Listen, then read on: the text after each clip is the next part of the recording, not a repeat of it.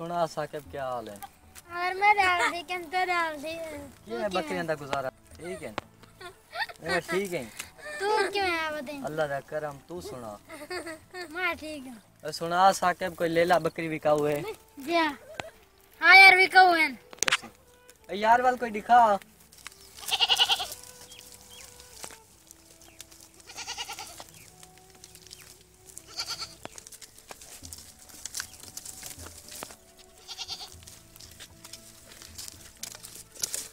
हां यार ले ले